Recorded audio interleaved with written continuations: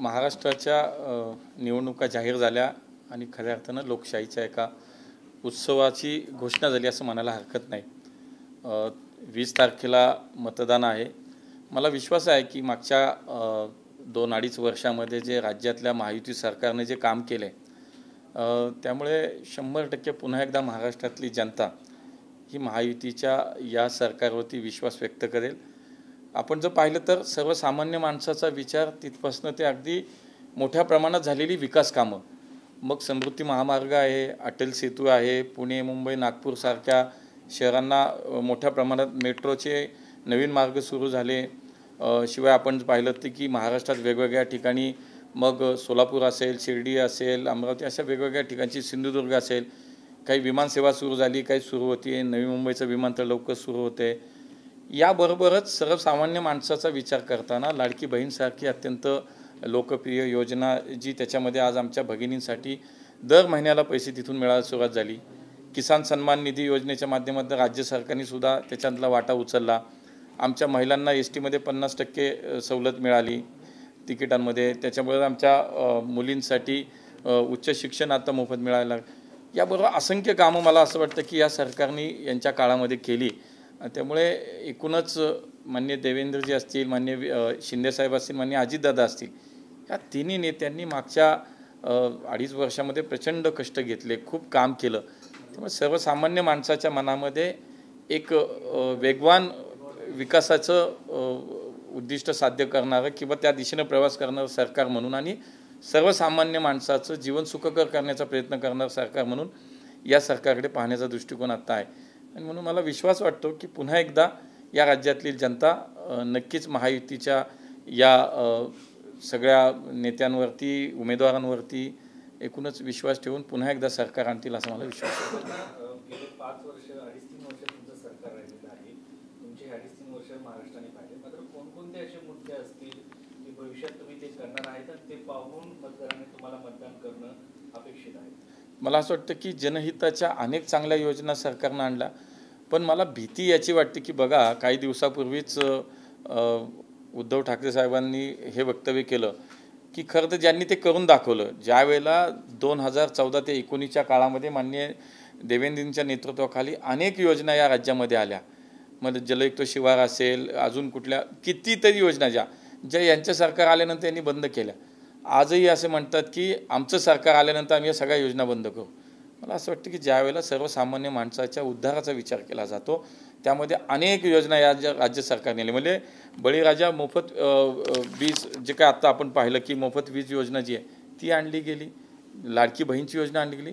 पुढच्या काळात मला असं वाटतं की ह्या योजना बंद करण्याचं त्यांनी जाहीर केलं। तर मला नक्की ही महाराष्ट्रातली जनता सुजाण आहे, ती पाहतीये आणि त्यांच्यासाठी म्हणून आणलेल्या योजना भविष्यात हे बंद करणारं सरकार कुणालाच नको आहे।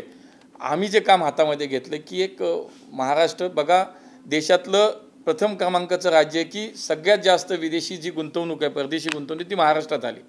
आज महाराष्ट्राचा विकासाचा दर पहा, इतर राज्यांच्या तुलनेत आपण खूप पुढे आहे। त्यामुळे भविष्यात एक विकसनशील राज्य म्हणून, प्रगतशील राष्ट्र म्हणून, राज्य म्हणून जो काही विचार आणि जो निर्णय मला असं वाटतं की आमचे नेत्यांनी जे कामातनं दाखवून दिलं, तो पुढच्या काळात तो निश्चितपणे तो संकल्प पूर्ण केला जाईल असा मला विश्वास वाटतो। नरेंद्र मोदी यांच्यावरती पुन्हा एकदा विश्वास ठेवला गेला लोकांचा, काय वाटतं महाराष्ट्राची जनता पंतप्रधान नरेंद्र मोदी यांच्या चेहऱ्याकडे पाहून पुन्हा एकदा मतदान करेल?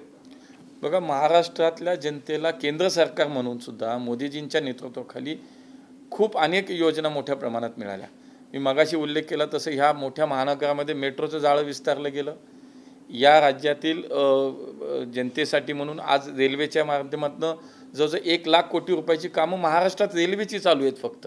त्यामुळे इन्फ्रास्ट्रक्चरमध्ये आज मोठ्या प्रमाणामध्ये काम चालू आहे। राज्य सरकारनं 10 नवीन शासकीय मेडिकल कॉलेजची घोषणा केली।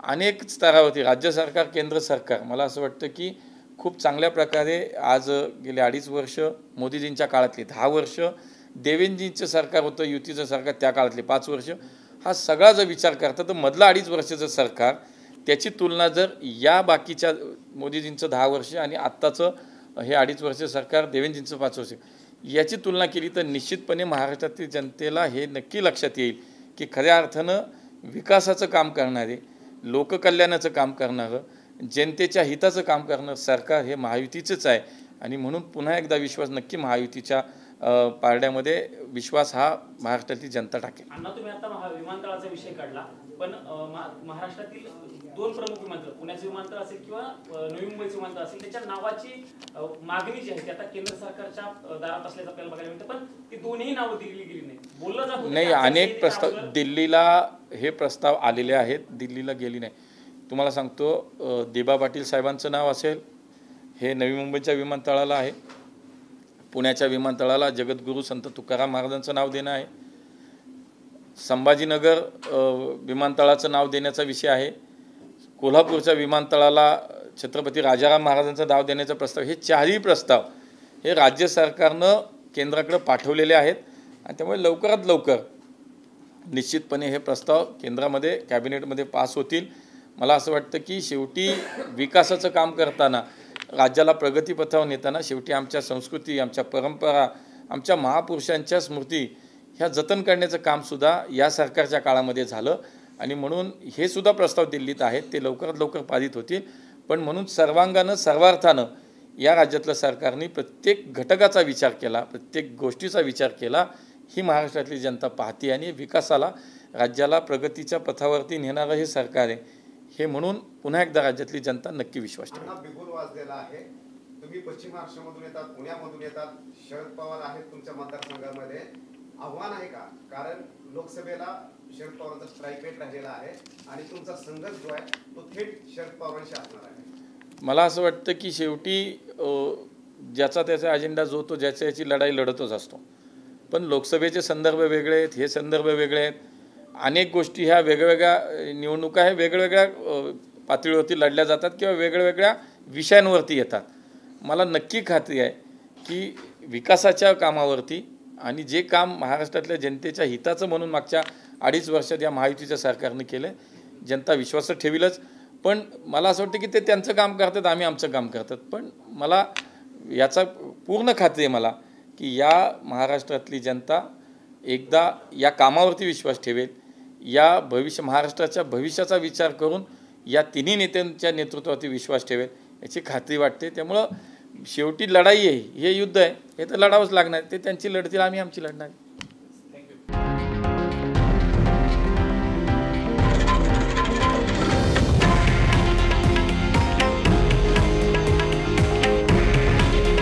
हे आहे देशातील नंबर 1 न्यूज नेटवर्क आणि आपण पाहत आहात TV9 मराठी.